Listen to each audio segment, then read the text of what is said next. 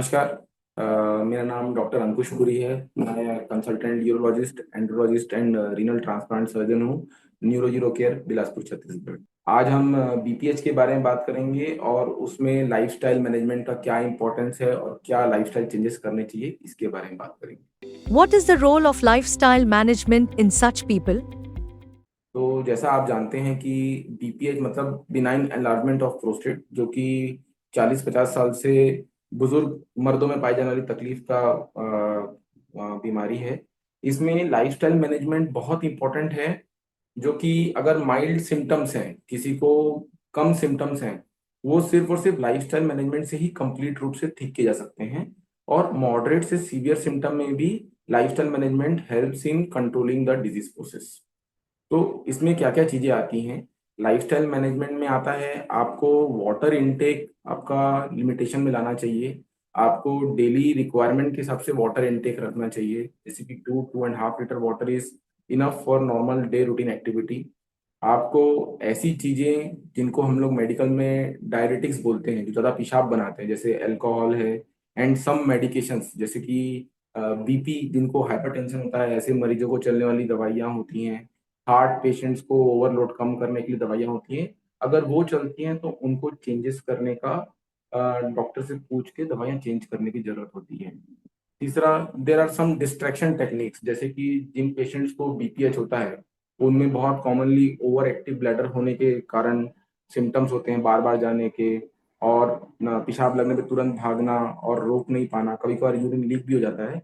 तो उन लोग को डिस्ट्रैक्शन टेक्निक और थोड़ा बहुत मेडिटेशन वाली टेक्निक्स भी सिखाई जाती हैं, जिसमें कभी कभार पेनिस को पिंच करना, या फिर आपको डीप ब्रीदिंग करवाना, या फिर आपको मन को कहीं और लगाना, डिस्ट्रैक्ट करना, जिससे कि आपको इन सिम्टम्स का बॉदरसम जो कि तकलीफ है वो कम हो। Who have symptoms of benign prostatic hyperplasia but hesitate to seek treatment?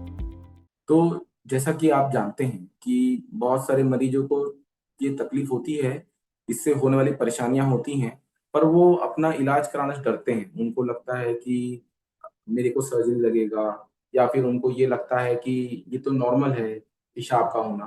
तो इनके लिए मेजर चीज है उनको एजुकेट करना और उनको रीअश्योर करना कि ये सब चीजें कंट्रोलेबल हैं एंड कम्प्लीटली ट्रीटेबल हैं।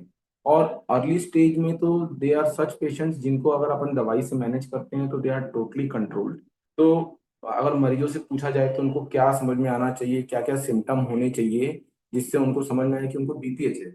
इसमें पेशाब की धार कमजोर आना, रात को पेशाब करने के लिए 2 से 3 बार उठना, और पेशाब करो तो ऐसा लगना जैसे पेशाब खाली नहीं हुआ है या फिर पेशाब अंदर रह गया है। ये सब पेशेंट जिनको ये सिम्टम्स होते हैं, ऐसे मरीजों को बीपीएच के लक्षण हैं और उनको आके अपने यूरोलॉजिस्ट को दिखाना चाहिए। और बिल्कुल डरना नहीं चाहिए, जिसकी दवाइयों से और लाइफस्टाइल मॉडिफिकेशन से जिनका बेसिक लेवल पे अर्ली स्टेज पे कंप्लीट ट्रीटमेंट हो सकता है। What is main concern of the urologist that can affect the treatment of the patient? जो मेन कंसर्न किसी भी यूरोलॉजिस्ट के लिए है वो है कोई भी बीपीएच से कॉम्प्लिकेशन ना पहुंचे। जैसे कि आप जानते हैं कि जब प्रोस्टेट बढ़ जाएगा और पेशाब की धार में अटकाव होगा और पेशाब रुकने लगेगा, तो उससे होने वाली कॉम्प्लिकेशन तक पेशेंट ना पहुंचे और हम उसको अर्ली स्टेज में ही ट्रीट कर लें। ये हमारे लिए सबसे बड़ा चैलेंज है और जो हमारे लिए अचीवमेंट रहेगा अगर हम पेशेंट्स को ट्रीट करेंगे। तो जानने वाली कॉम्प्लिकेशंस क्या क्या हो सकते हैं वो इम्पोर्टेंट है। जैसे कि आपको यूरिन में इन्फेक्शन हो सकता है अगर आपका प्रोस्टेट का प्रॉब्लम है और आप ट्रीटमेंट नहीं ले रहे हैं, या फिर इरेगुलर ट्रीटमेंट है, इरेगुलर मेडिकेशंस हैं, तो आपको बार बार यूरिन में इन्फेक्शन हो सकता है। आपके यूरिन में ब्लड आ सकता है, जिसको हम हिमेचुरिया बोलते हैं। अगर लॉन्ग स्टैंडिंग यूरिन रहता है तो कई बार पेशेंट रिटेंशन में चले जाता है, जिसको बोलते हैं एक्यूट यूरिनरी रिटेंशन। पेशेंट को पेशाब टोटली बंद हो जाता है। कभी कभार पेशेंट को पथरी बनने लग जाती है पेशाब की थैली में। और लेट स्टेजेस में ये भी होता है कि बैक प्रेशर चेंजेस होने के कारण से जो पेशाब की थैली में जो पेशाब रुक गया है वो बैक प्रेशर से किडनी में सूजन दे देता है, जिससे किडनी के काम करने की क्षमताएं भी कमजोर हो जाती है, जिसको हम लोग एक्यूट किडनी इंजरी और इवन क्रिएटिनिन के लेवल बढ़ जाने से भी समझते हैं। तो उनका मैनेजमेंट करना is a real challenge for a urologist, and that is the main concern we want to treat the patient of BPH early. As an experienced expert, what message would you like to give to patients?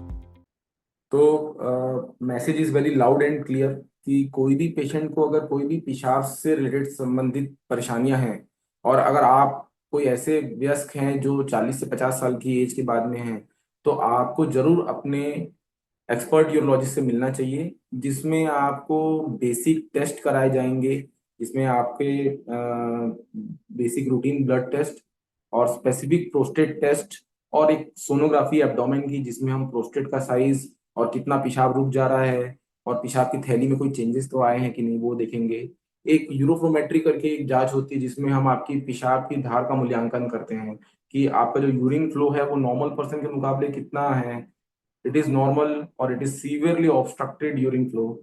ये जानकारी हमें basic मिलती है और उससे हम आपका treatment एकदम अर्ली स्टेज में चालू कर सकते हैं, जिससे you will be able to live a healthy social and bother free life. So नमस्कार। और कोई भी चीज आपको कोई भी परेशानी हो तो आप अपने कंसल्टेंट यूरोलॉजिस्ट से मिल सकते हैं।